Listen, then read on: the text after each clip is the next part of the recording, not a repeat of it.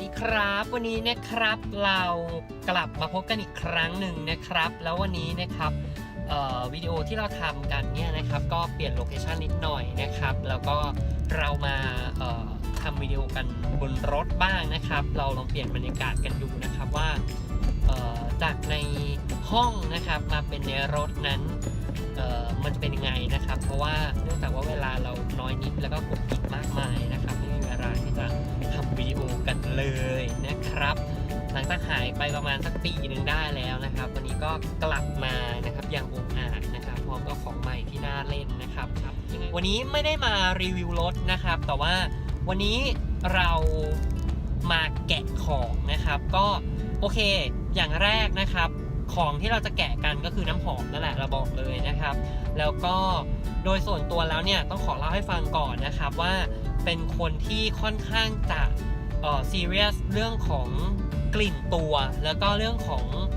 บุคลิกภาพนะครับก็เลยจำเป็นที่จะต้องเลือกของที่ค่อนข้างที่จะเขาเรียกว่าบ่งบอกลักษณะของตัวเองได้ดีที่สุดนะครับตัวเองก็เลยจะชอบใช้น้ำหอมที่ไม่ค่อยมีคนใช้นะครับเพราะว่าอยากให้รู้สึกว่าอันเนี้ยมันทำมาเพื่อเราแต่จริงๆแล้วมันเป็นไปไม่ได้เพราะว่าน้ำหอม1แบรนด์คงไม่ได้ขายแค่ขวดเดียวนะครับหรือว่าจะผสมน้ำหอมเองก็คงจะไม่เก๋เนาะเพราะว่าเราจะต้องสต็อกน้ำหอมเป็นกิโลเราก็ไม่ไหวเหมือนกันนะครับทีนี้น้ำหอมที่เคยใช้มานะครับก็เป็นน้ำหอมที่ขายกันอยู่ในเคาน์เตอร์โดยทั่วไปเนี่ยแหละนะครับCK Calvin Klein นะครับแล้วก็พวก Burberry นะครับแล้วก็Hermes นะครับหลายๆกลิ่นใช้มาค่อนข้างไปลองแล้วก็รู้สึกว่าหลายแบรนด์เนี่ยโอเคนะครับก็ค่อนข้างมีความโดดเด่นแต่ว่าอีกหลายๆแบรนด์ก็รู้สึกว่าอุ๊ยฉันเดินไปตรงนี้แล้วก็ทำไมมันกลิ่นเดียวกับฉันวะซึ่งแบบโดยส่วนตัวแล้วชอบความโดดเด่นแล้วก็ไม่เหมือนใครนะครับแล้วก็สามารถที่จะ represent ความเป็นเราได้นั่นก็คือสามารถกลิ่นเนี่ยสามารถสื่อถึงตัวเราได้นะครับเป็นอย่างดีนั่นเองนะครับวันนี้ก็เลยมีโอกาสได้เดินเข้าไปในเคาน์เตอร์หนึ่งนะครับนั่นก็คือโจมาโลนนั่นเองนะครับโจมาโลนเนี่ยนะครับก็เป็นแบรนด์หนึ่งนะครับที่มีชื่อเสียงมากนะครับในเรื่องของการทำน้ำหอมนะครับโดยอดีตเลยนะครับก็คือคุณป้าโจมาโลนนั่นเองนะครับแต่ว่าจริงๆแล้วโจมาโลนเห็นอันนี้คือคุณ BA เล่าให้ฟังนะครับว่าจริงๆแล้วโจมาโลนเนี่ยดังมาได้เพราะว่าGolden Nose ของเขานะครับที่ตอนนี้เป็น CEO ของแบรนด์โจมาโลนไปแล้วนะครับแล้วก็คุณโจมาโลนเองก็ได้ถอดตัวเองออกไปนะครับแล้วก็ไปทำแบรนด์ของตัวเองแต่ว่าไม่ดังนะครับชื่อโจอะไรสักอย่างซัมติงประมาณนี้นะครับวันนี้เราก็เลยไปที่โจมาโลนเซ็นทรัลลาดพร้าวนะครับก็ได้พบกับGolden Nose นะครับก็เขาก็มีความครีเอทได้ดีนะคือเราก็สื่อแบบว่าเฮ้ยเราอยากได้กลิ่นที่ไม่เหมือนใครกลิ่นที่ดูสะอาดหน่อยอะไรเงี้ยนะครับเขาก็เลยช่วย mix and match กลิ่นมาให้นะครับก็วันนี้ก็เลยได้มาเป็นแบบนี้ไม่โฟกัสด้วยนะครับเป็นกล้องที่แบบนี่นะครับหน้าดำนิดนึงนะครับเป็นโจมาโลนั่นเองนะครับโอเคเดี๋ยวเรามาเปิดกันดูนะครับก็นี่เนาะเดี๋ยวอันเนี้ยกลิ่นที่เห็นเขาบอกว่าเขาฉีดกระเป๋ามาให้ฉีดกล่องมาให้เนี่ยนะครับเป็นกลิ่นที่ชื่อว่าLam Brasso and Mandarin นะครับเป็นกลิ่นที่เรียกว่าอยู่ที่เคาน์เตอร์โจมาโลนด้วยแล้วก็เป็นกลิ่นที่ลงมาในฉีดมาให้ในถุงนะครับลักษณะเหมือนของอะไรนะแบรนด์ Victoria's Secret เนาะที่มีการฉีดพรมน้ำหอมมาให้ที่บริเวณของถุงนะครับแล้วก็กระดาษห่อนะครับโอเคเดี๋ยวเราจะมาลองแกะกันดูนะครับ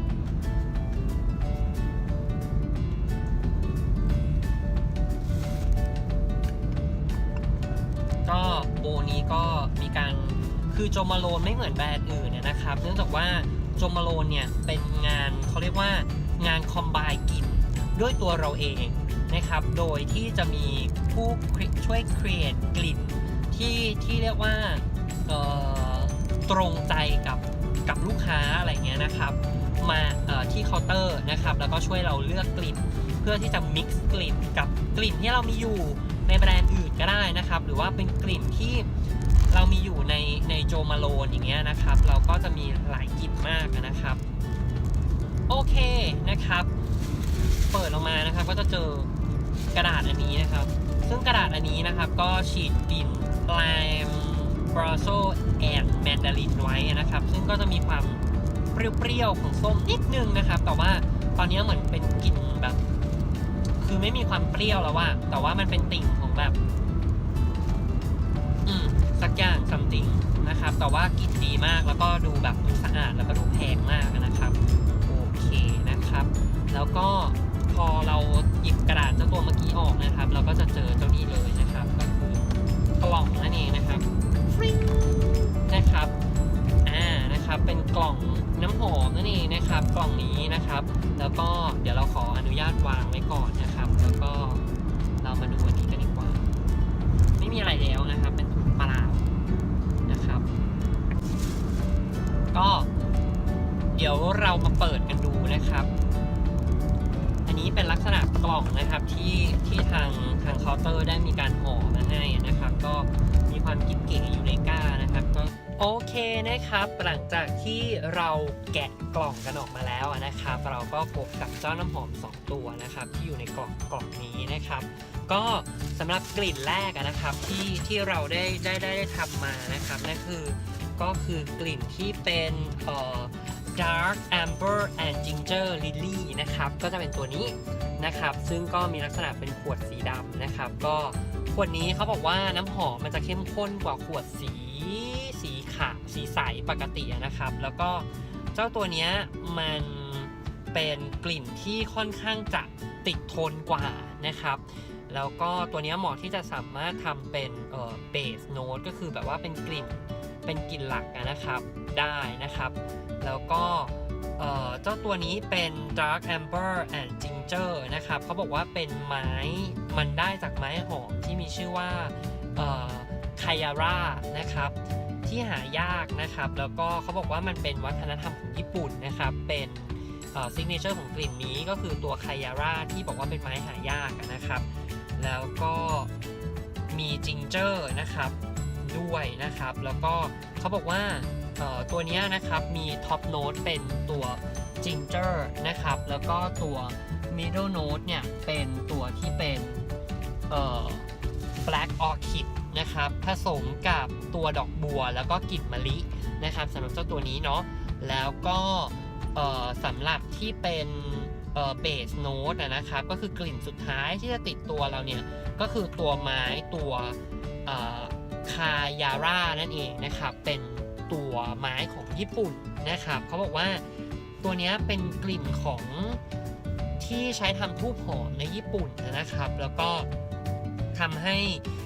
เกิดความแบบฟุ้งกระจายในกลิ่นมากยิ่งขึ้นนะครับสำหรับเจ้าตัวนี้เนาะตัวนี้ก็เป็นตัวหนึ่งนะครับที่ผู้ชายน่าใช้เนาะก็จะเป็นกลิ่นที่มีชื่อว่า Dark Amber and Ginger Lily นะครับตัวนี้ราคาอยู่ที่6,950 นะครับ100 มิลลิลิตรเนาะยังไงก็ลองไปดูที่เคาน์เตอร์กันดูนะครับสำหรับกลิ่นนี้นะครับตัวนี้คอมไบได้หลายกลิ่นมากนะครับแต่ว่าไม่แนะนำให้ดำคอมไบกับดำนะหมายถึงว่าขวดสีดำคอมไบกับขวดสีดำเพราะว่า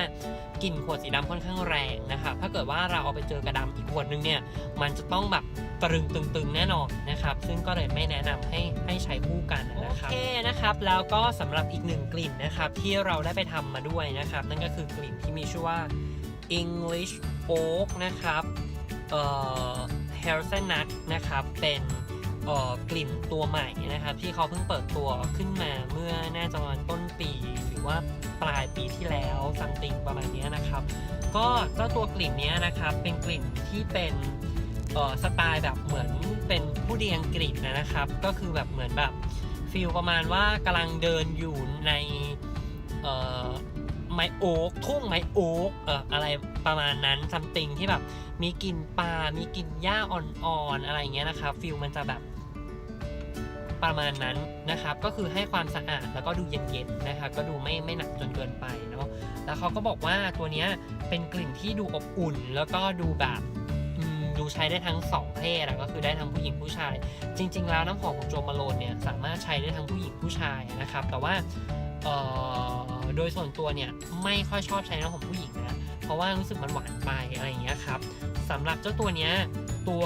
ท็อปโน้ตเลยนะครับหรือว่ากลิ่นแรกที่เราได้กลิ่นเนี่ยก็คือตัวกลิ่นเฮลซนัทนั่นเองนะครับก็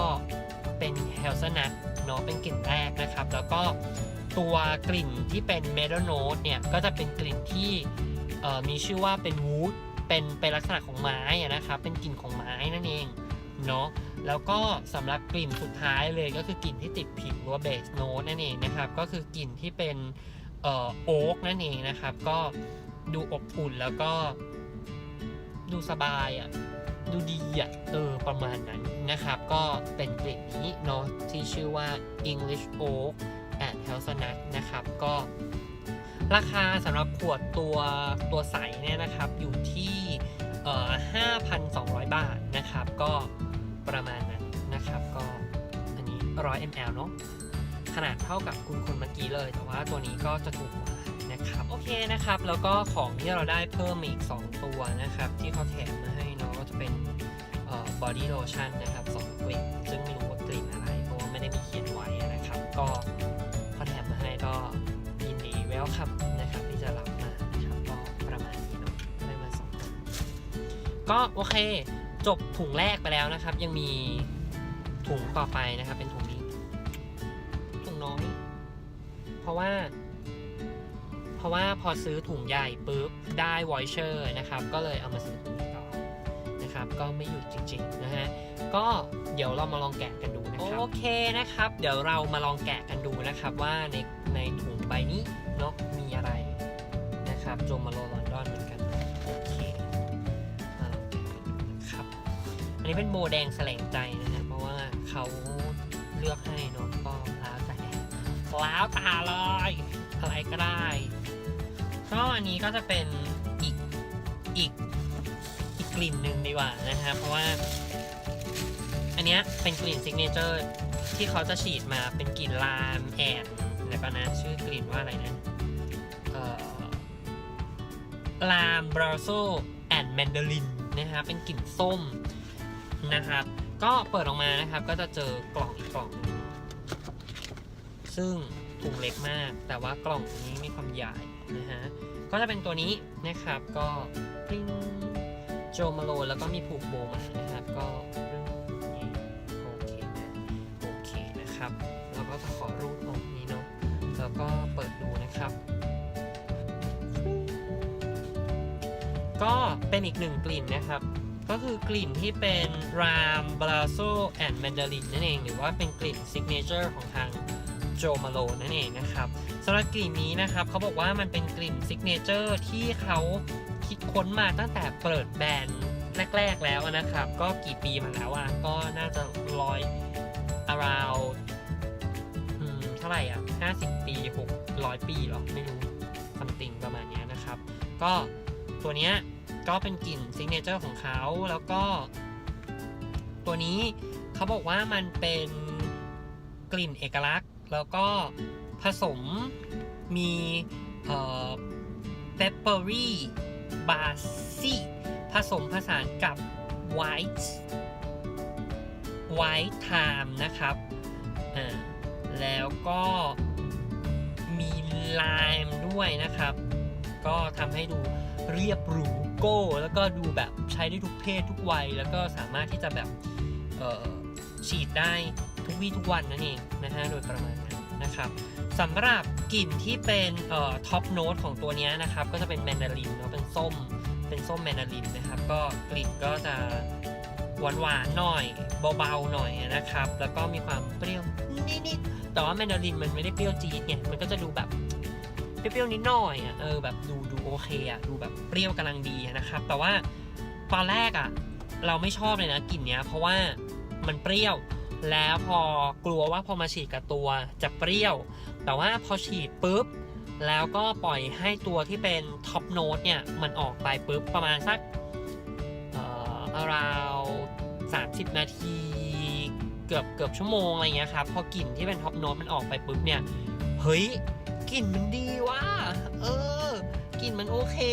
เพราะว่ากลิ่นต่อมานะครับก็เป็นตัวบาโซหรือว่าตัวซาลาเน่หรือว่าอะไรผักชีหรือว่าผักซาลาเน่ไม่ใช่โหระพาประมาณนี้นะครับก็จะเป็นกลิ่นหอมแล้วก็ดูโรแมนติกนะครับเป็นกลิ่นที่ดูสตรองประมาณนั้นก็ดูมีความสตรองในความเป็นโหระพานะครับแล้วก็กลิ่นสุดท้ายนะครับที่เป็นตัว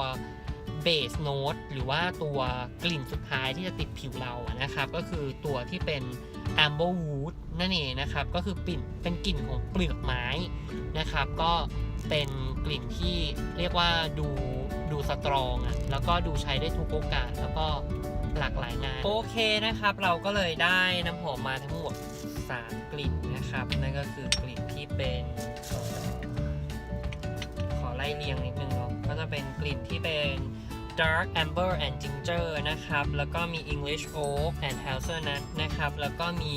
Lam Basil and Mandarin นะครับก็เป็น3 กลิ่นนะครับที่เราเพิ่งเปิดใจกับทางโจมาโลนะครับก็